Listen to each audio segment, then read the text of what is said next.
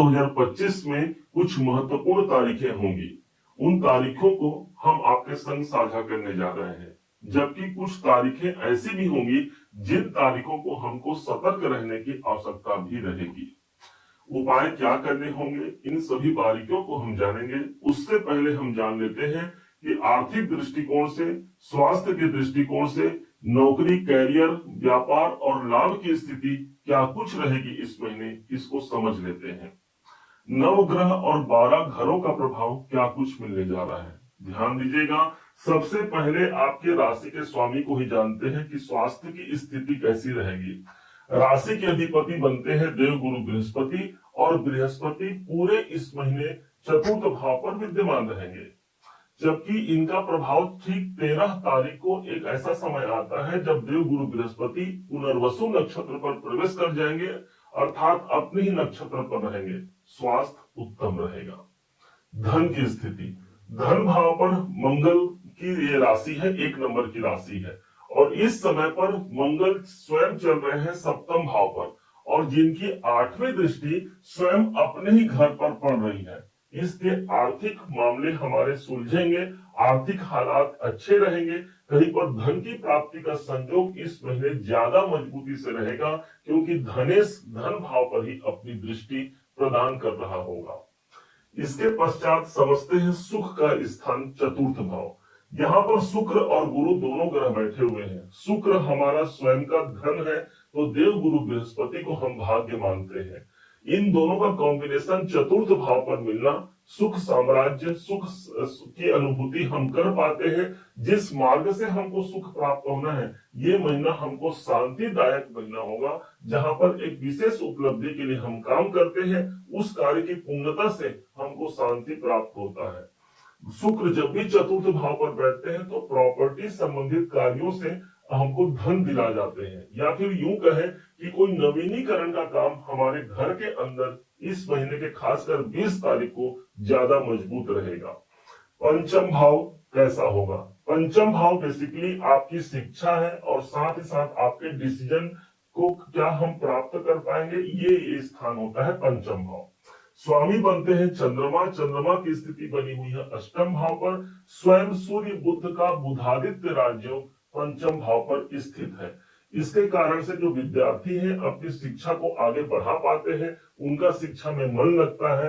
यदि आप कोई बड़े डिसीजन की ओर आगे बढ़ रहे हैं तो हाँ, यहाँ पर 16 तारीख तक का जो समय होगा वो बड़े डिसीजन के लिए भी एक पॉजिटिव टाइम रहेगा, जो हमारे फेवर में आने वाला है। सूर्य जैसे ही एक समय आता है कि, और वो है 16 तारीख को, यही सूर्य एक घर आगे प्रवेश कर जाएंगे। अब यहां से नौकरी वालों के लिए पॉजिटिव समय है।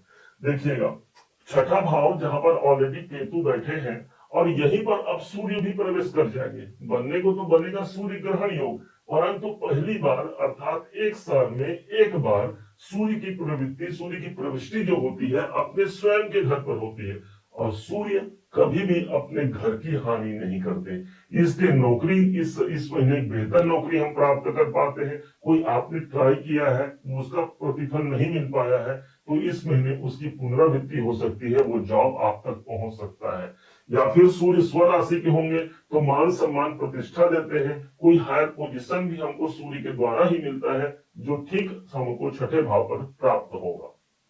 अब बिजनेस वालों के लिए व्यापारिक दृष्टिकोण से मंगल यहाँ विद्यमान है। मंगल हमारी एनर्जी है। हमारी एनर्जी कहाँ आ गई? व्यापार में आ गई।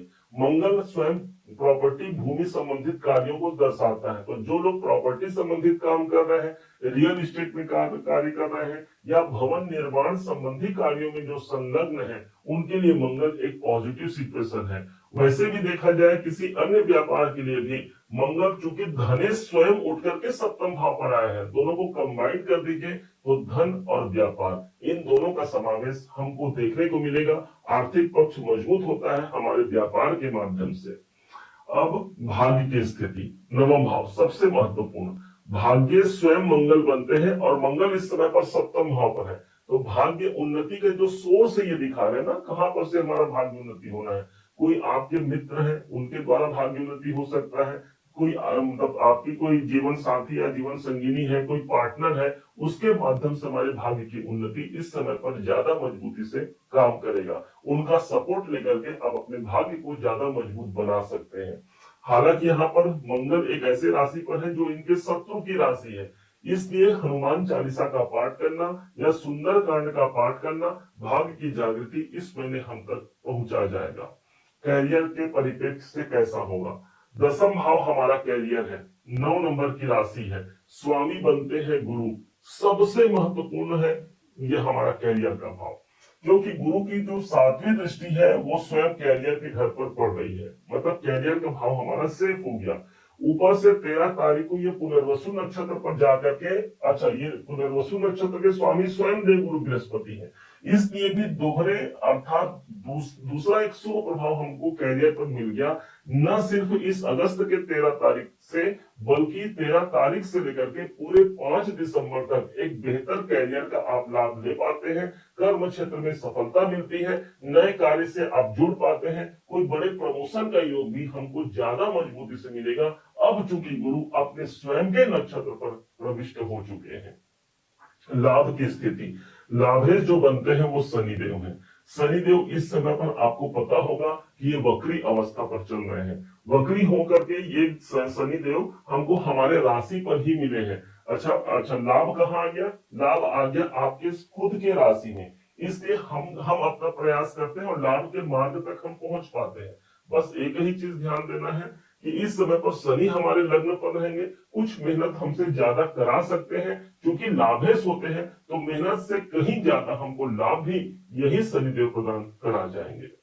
अब आइए समझते हैं उन तारीखों को जो तारीखें हमारे लिए महत्वपूर्ण होने जा रही हैं। 7 अगस्त, 8, 9, 12, 13, 14, 16 और 17 अगस्त हमारे लिए अनुकूल साबित होंगी। इन दिनों में कोई महत्वपूर्ण कार्य पूर्ण होने की संभावना प्रबल रहेगी। इसके अलावा 1 अगस्त, 2, 10, 19, 27 और 28, 29 को हमको सतर्क और सावधान रहने की आवश्यकता भी रहेगी। इस महीने को सर्वश्रेष्ठ बनाने के लिए गाय को गुड़ और रोटी जरूर अर्पण कीजिएगा, जरूर खिलाइएगा। पशु पक्षियों को चारा भी दे सकते हैं पक्षियों को, इसके माध्यम से हमारा बुद्ध और मंगल स्ट्रांग होगा। यही वो उपाय होगा जिसके माध्यम से इस महीने को हम सर्वश्रेष्ठ महीना बना सकते हैं। उम्मीद है आप सबने इसे समझा, आप सबने इसे जाना है। यदि आपने इसे समझा है, जाना है, मेरे समझाने का प्रयास यदि आपको सार्थक लगा हो, मेरे समझाने का तरीका यदि आपको सार्थक लगा हो, तो हर बार की भांति इस बार भी अपना प्यार भरा लाइक और कमेंट करना कभी मत भूलिएगा। और हाँ, यदि अभी तक आपने चैनल को सब्सक्राइब नहीं किया है, सब्सक्राइब जरूर कीजिएगा। पुनः एक बार फिर आप सभी का दिवस बहुत मंगलमय हो, इन्हीं शुभकामनाओं के साथ। जय श्री राम।